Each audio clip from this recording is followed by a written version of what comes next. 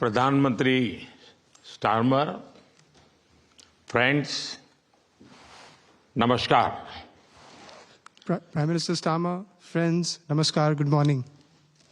सबसे पहले मैं प्रधानमंत्री स्टारमर के गर्मजोशी भरे स्वागत सत्कार के लिए हार्दिक आभार व्यक्त करता हूं। आज हमारे संबंधों में एक ऐतिहासिक दिवस है। मुझे प्रसन्नता है कि कई वर्षों की मेहनत के बाद आज दोनों देशों के बीच comprehensive economic and trade agreement संपन्न हुआ है। First of all, let me extend my heartfelt gratitude to Prime Minister Starmer for the warm welcome and gracious hospitality. Today marks a historic day in our bilateral relations. I am pleased to note that after many years of hard work, the comprehensive economic and trade agreement between our two countries has been concluded today. यह समझौता मात्र आर्थिक साझेदारी नहीं, बल्कि साझा समृद्धि की योजना है। एक और भारतीय textile, footwear, gems and jewellery, sea food और इंजीनियरिंग गुड्स को यूके में बेहतर मार्केट एक्सेस मिलेगा। भारत के एग्रीकल्चर प्रोड्यूस और प्रोसेस्ड फूड इंडस्ट्री के लिए यूके की मार्केट में नए अवसर बनेंगे। भारत के युवाओं, किसानों, मछुआरों और एमएसएमई सेक्टर के लिए यह समझौता विशेष रूप से लाभकारी सिद्ध होगा। वहीं दूसरी ओर भारत के लोगों और इंडस्ट्री के लिए यूके में बने प्रोडक्ट्स जैसे मेडिकल डिवाइसेस और एरोस्पेस पार्ट सुलभ और किफायती दरों पर उपलब्ध हो सकेंगे। This agreement does not merely pave way for economic partnership, but is also a blueprint for our shared prosperity. On the one hand, Indian textiles, footwear, gems and jewelry, seafood, engineering goods will get better market access in the UK. Indian agricultural products, processed food industry will find new opportunities in UK's market. This agreement will prove especially beneficial for India's youth, farmers, fishermen and MSME sector. On the other hand, people and industries in India will be able to access products made in the UK, such as medical devices and aerospace parts at affordable and attractive prices. इस समझौते के साथ ही double contribution convention पर भी सहमति बनी है। इसे दोनों के सर्विस सेक्टर, विशेषकर टेक्नोलॉजी और फाइनेंस के उसको एक नई ऊर्जा मिलेगी। ईज ऑफ डूइंग बिजनेस को गति मिलेगी, कॉस्ट ऑफ डूइंग बिजनेस घटेगा और कॉन्फिडेंस ऑफ डूइंग बिजनेस बढ़ेगा। साथ ही यूके की अर्थव्यवस्था को भारतीय स्किल टैलेंट मिलेगा। इन समझौतों से दोनों देशों में निवेश बढ़ेगा और रोजगार के नए अवसर बनेंगे। इतना ही नहीं, दो लोकतांत्रिक देशों और विश्व की दो बड़ी इकोनॉमीज के बीच हुए यह समझौते वैश्विक स्थिरता और समृद्धि को भी बल देंगे। Along with this agreement, we also have reached a consensus on the Double Contribution Convention. This will inject new energy into the service sectors of both countries, especially in technology and finance. It will promote ease of doing business, reduce cost of doing business, and increase the confidence of doing business. Additionally, UK's economy would benefit from India's skilled talent. These agreements will enhance investments and generate new employment opportunities in both countries. Moreover, as agreements reached between two democracies and two of the world's major economies, they will lend support to global stability and global prosperity. Friends, अगले दशक में हमारी comprehensive strategic partnership को नई गति और ऊर्जा देने के लिए विजन 2035 जारी किया जा रहा है। यह टेक्नोलॉजी, डिफेंस, क्लाइमेट, एजुकेशन और पीपल टू पीपल कनेक्ट के क्षेत्रों में एक मजबूत, भरोसेमंद और महत्वाकांक्षी साझेदारी का रोड मैप बनेगा। Friends, to give new momentum and energy to our comprehensive strategic partnership in the coming decade, today we are launching our Vision 2035. Vision 2035 is a roadmap that will form the basis of a strong, trustworthy, and ambitious partnership in the fields of technology, defense, climate, education, and people-to-people connect. Defence और security में साझेदारी के लिए defence industrial road map बनाया गया है। हमारी technology security initiative को और मजबूत करने पर काम किया जाएगा। It is our commitment that from AI to critical minerals, semiconductors to cyber security, we shall create the future together. A defense industrial roadmap has also been drawn up for partnership in defense and security. Work will continue on strengthening our technology security initiative. It is our commitment that from AI to critical minerals, from semiconductors to cybersecurity, we shall create the future together. Friends, शिक्षा के क्षेत्र में भी दोनों देश मिलकर एक नया चैप्टर लिख रहे हैं। यूके की 6 यूनिवर्सिटीज भारत में कैंपस खोल रही हैं।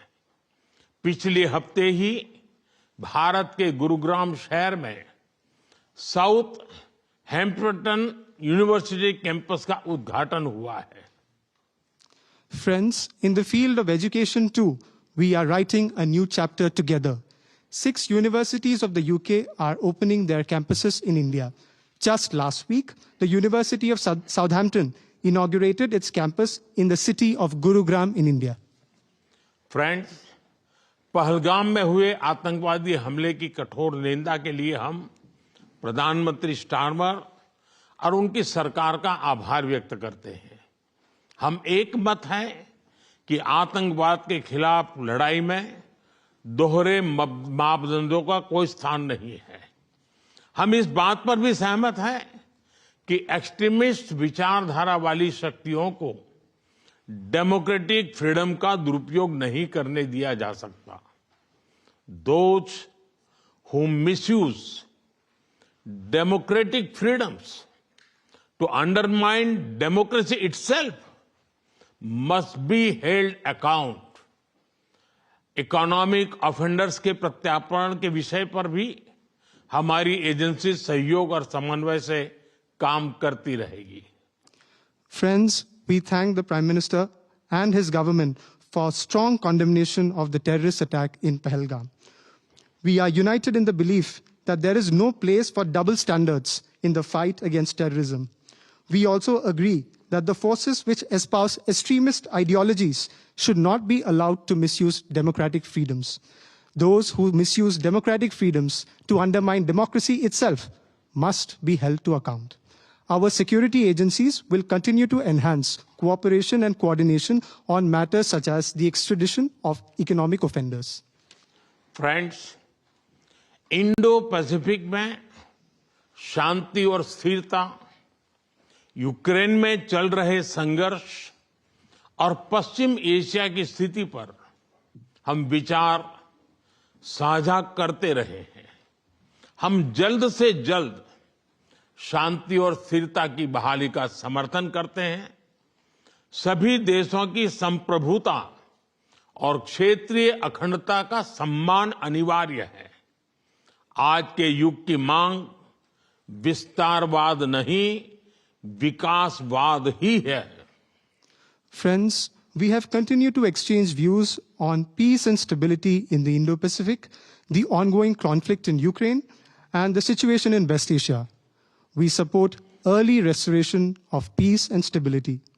Respect for sovereignty and territorial integrity of all countries is essential. Today's era demands development, not expansionism. Friends, पिछले महीने अहमदाबाद में हुई दुर्घटना में मारे गए लोगों में कई यूके के नागरिक भाई बहन भी थे। उनके परिवार वालों के प्रति हम संवेदनाएं प्रकट करते हैं। यूके में रहने वाले भारतीय मूल के लोग हमारे संबंधों में एक लिविंग ब्रिज का काम करते हैं। They did not just bring curry from India, but also creativity, commitment and character. इनका योगदान सिर्फ यूके की समृद्ध इकोनॉमी तक सीमित नहीं है, बल्कि यूके के कल्चर, स्पोर्ट्स और पब्लिक सर्विस में भी दिखता है।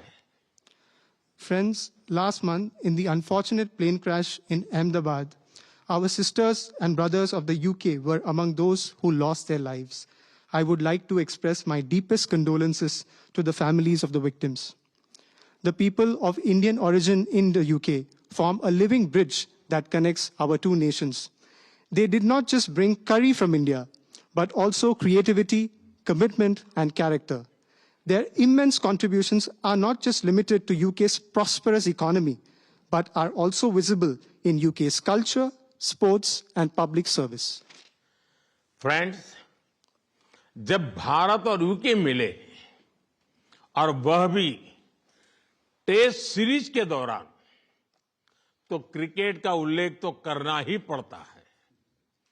For both of us, cricket is not just a game, but a passion, and also a great metaphor for our partnership. There may be a swing and a miss at times, but we always play with a straight bat.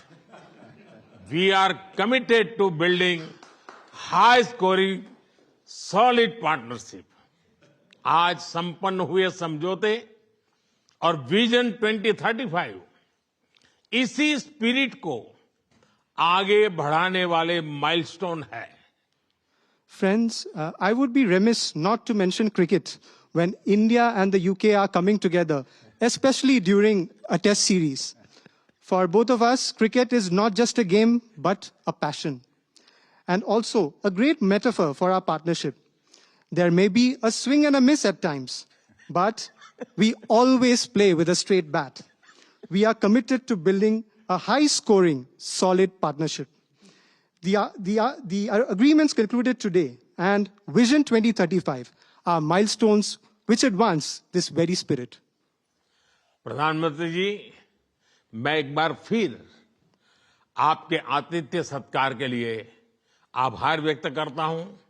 मैं आपको भारत यात्रा करने का निमंत्रण भी देता हूं और आशा करता हूं कि हमें शीघ्र ही भारत में आपका स्वागत करने का अवसर मिलेगा। बहुत बहुत धन्यवाद। Prime Minister, I thank you once again for your warm hospitality. I would also like to take this opportunity to extend an equally warm invitation to you to visit India. I am eagerly looking forward to hosting you in India very, very soon. Thank you very much. Thank you. Thank you.